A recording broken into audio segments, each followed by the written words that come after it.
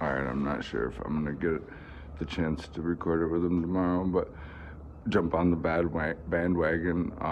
So I'm an elder millennial. I'm only a millennial on paper, 1986, and the dude's giving me a ride to work. He's definitely Gen X, and we were talking about that stuff. And I had my memories of things I do. Well, I remember ringing doorbells without knowing, nobody knowing it was me, or vice versa, knocking on doors, answering the phone without knowing who it was. We didn't have caller ID till I was like 8, 9.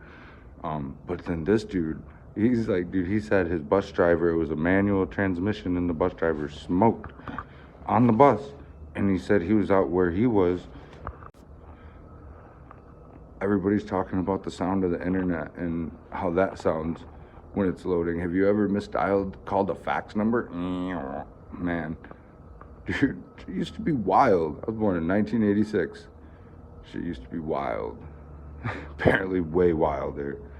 I know my mom went through some stuff. My uncles, I heard some shit.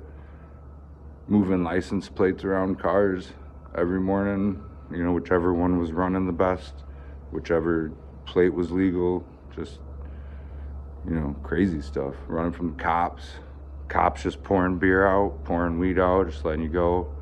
Everybody knew everybody.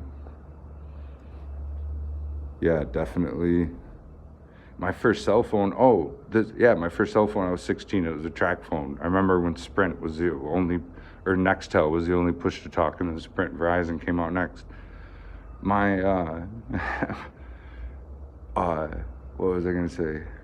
Cell phone. Oh, this all started today because I saw an article about how Gen X got around without GPS, bro. GPS, we had Rand McNally, dude.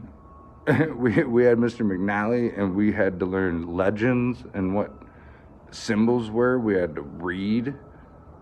We had to not have our phone in our hand while we were driving and pay attention to shit. And we had to designate one dude next to us to do that well enough, at least, hopefully. First time I went to New Mexico at 17, it took us like 4 hours just to get out of Michigan, and it was just because we got lost in construction in the middle of the night. Man, we had it well, I'd have to say. All right, YouTube.